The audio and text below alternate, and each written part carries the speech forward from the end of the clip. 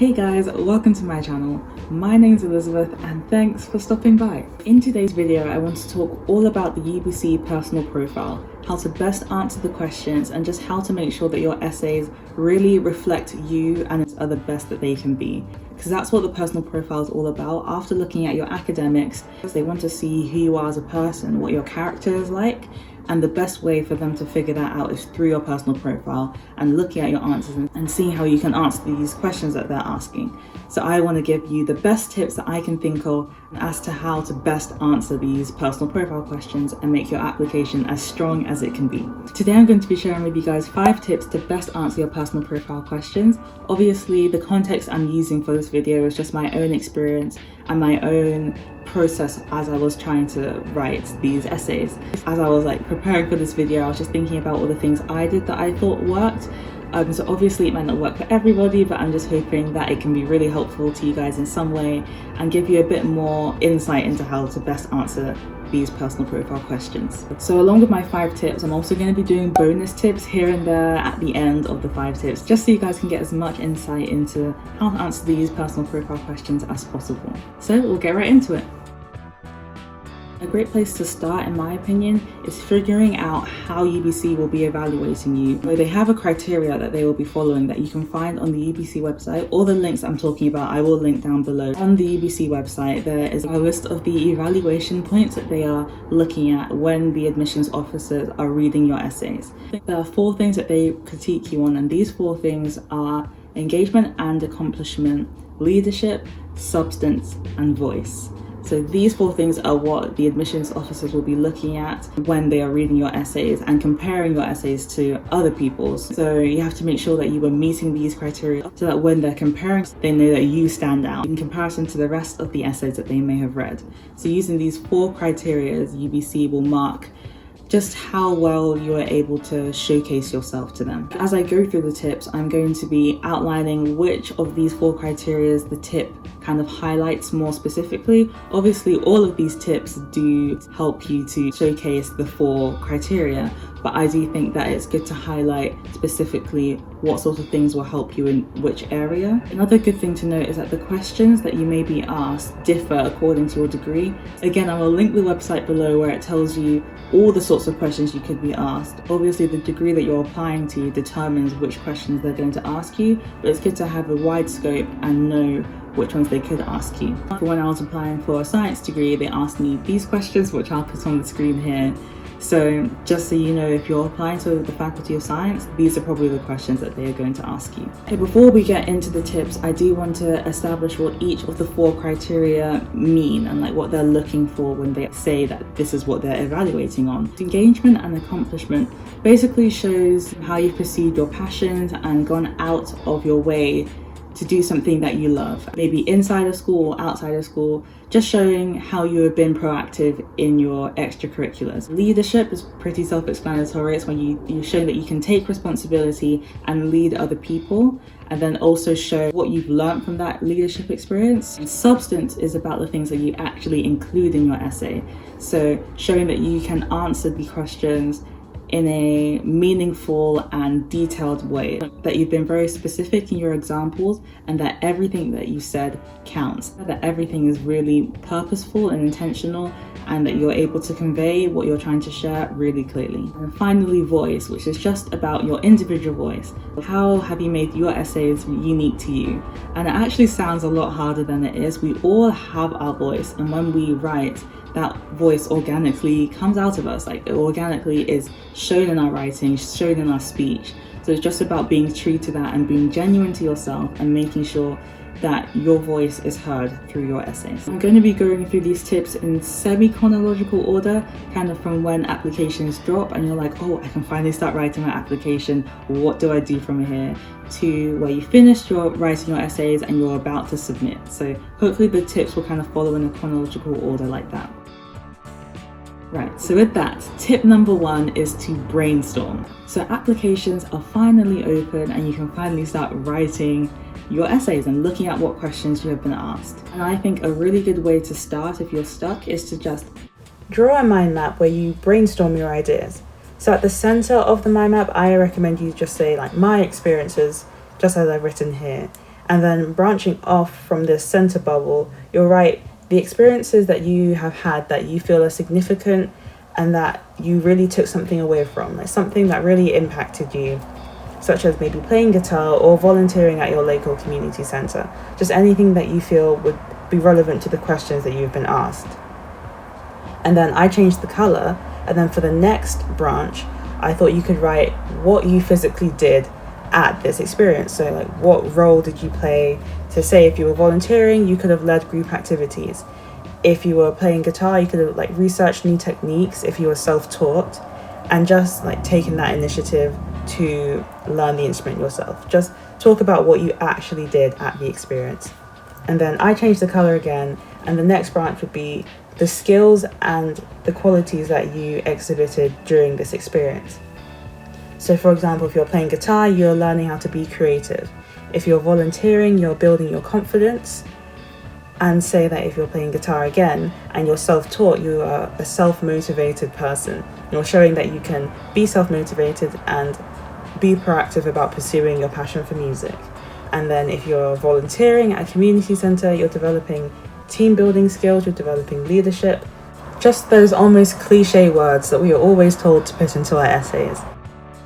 It would be great to get those down just to have an initial idea of what you've done and the qualities that you've shown from doing these experiences. So once you have these bare bones down, these really help you to establish like a foundation to the rest of your essays. Because I know it may seem cliche to write, oh, I've been self-motivated because I went to the gym every week, or you may think, oh, like, why am I writing this? But just having your experiences written down in simple terms for you to be able to quickly read and quickly see, oh yes, I've done this and I've done that, you can then build on these. And rather than just simply telling the admissions officer what you've done, it's better to show the admissions officer what you've done through explaining the experiences you've had and how those aided you to show these qualities and to learn these certain things about yourself. So for tip number 1, the evaluation points I feel like you're able to meet are substance and voice. Substance because having this framework of what you have done throughout your career at high school and all these experiences that you've had really gives you a good bank of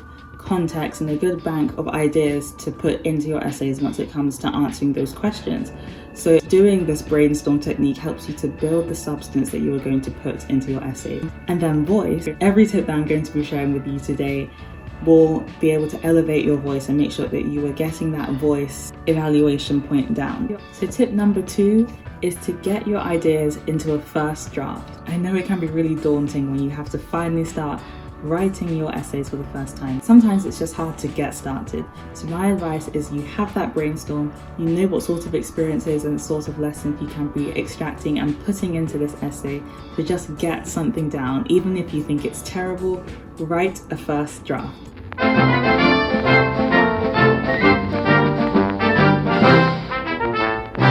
And my first bonus tip of the video is to write down this first draft in an external document, like not straight into the application portal, maybe on a Word document or Google Docs, whatever you want to use. And at the end of the day, when it comes to submitting your answers, you can always just copy and paste into the actual portal. In an external document, it's just a lot easier to edit, and you have a reliable word count source as well, because you have to obviously stick to a word count when you're answering these questions. And it's good to keep in mind that your initial ideas will be a lot better than you think they'll be, because it's your first chance of feeling out the questions. It helps you to establish a good flow to your writing that will help to promote your voice. So the evaluation points that I think are really emphasized in this tip are your voice especially. And once again, it will really improve the substance. It's what creates the substance of your essay answers. So tip number 3, reflect.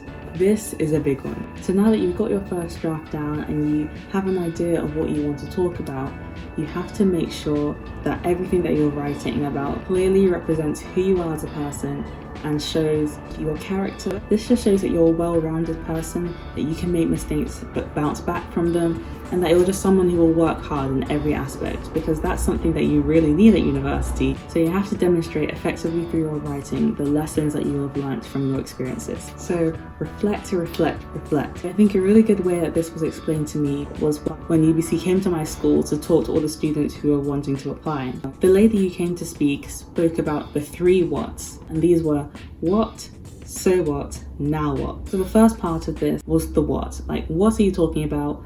What is the experience? What did you do? And then there was so what. Like, so you've done this thing, you've had this experience, what was it all for? What do you want, but what do you stand for? We won the war, what was it all for? I'm sorry. So yes, the so what. What did you learn? What did you take away from that experience that you were hoping to use when you were at UBC? And the now what. What are you going to do with these newfound abilities in you that maybe you didn't know before? You just have to kind of show that you are looking towards the future, that you're dreaming big, and that every single experience that you've had in your life, you're using it as a springboard for the next thing. So the evaluation points, I think this really clearly highlights are engagement and accomplishment, leadership, substance, and voice. Literally every single one. I think reflecting really showcases every single one of these evaluation points. Tip number 4 is to be concise. Get straight to the point. As my mum would say, don't use any flowery language. You don't need any of that. All you need is explaining what you've done and reflecting on it. And I know it's a lot easier said than done. I am somebody who definitely waffles and definitely goes on a tangent and writes a lot and tries to explain one thing many different ways. But in these essays, you just don't have the words for it. For the first 2 questions, at least that I did, which I put on the screen before, I'll put them up again just so you know. I had 2 250 words, 5 50 words for the work experience aspect, and then I had 1 350 word essay. So you really don't have many words to say what you want to say, which means that you have to be really concise and to the point, but still show that you can put substance into your work. But even though you have to be concise, it's always good to come back to the 3 what's and make sure that those are in your essay. And as long as those 4 things in your essay, if you still have spare words, add more if you want. But if you are kind of to the point where you know that you said what you need to say, don't add any more. Your experiences and the way you've described your experiences will speak for themselves. So in terms of evaluation points for being concise, I think you'll be hitting the engagement and accomplishment points as well as the substance points. Substance kind of comes up quite a lot because when you're being concise, it means that you've chosen relevant experiences that specifically answer the question. And then finally, tip number 5 is be proactive. And by this, I mean use the resources and the people around you to perfect your essay. This might be getting your friend to proofread, maybe getting your parents or a career advisor or a teacher, a counselor, whoever you want to proofread your work. Because it's really great and beneficial to get a fresh pair of eyes on what you've written and how it comes across to other people. In terms of using resources, literally use Google. Search on Google UBC application tips or personal profile examples, UBC personal profile examples, and things will come up. I did this when I was applying and there were many links that came up that actually really helped me, which I will put in the description so you guys can look at them too. Use the internet, use your friends, use the people around you to make sure that you're getting lots of inspiration on how to best answer these questions and to put your best foot forward when applying to UBC. I just want to make clear that when you are using resources from the internet or maybe looking at other people's UBC personal profiles answers, don't copy word for word. Look at them for inspiration on how to structure your work, how to convey a narrative in your essays. I'm sorry, there was a bit of an angle change. My phone ran out of storage, so I'm gonna have to speed this up so it doesn't run out of storage again because I'm trying to film with higher quality. Anyway, I need to get on with it. What I was talking about is that you should make sure that when you are looking at resources, online resources for inspiration, don't copy word for word. But look at these as simply inspiration and then make sure to embed your own voice into your own essays and just make your essays your own. So evaluation points, I think that are really highlighted in this tip of being proactive. So some quick fire bonus tips are to make sure to read the question over and over again. Every time you come to edit your essay, reread the question and make sure that you are answering it exactly. I have said this before, but make sure that you write and edit your essays in a separate document so that you can just copy and paste them and put them into the actual application portal. Make sure to start answering the questions early. Keep checking the UBC website to be on top of when the applications drop and you can start answering these questions. And once it opens, start as soon as possible. And then finally, I know it sounds cliche, but be yourself.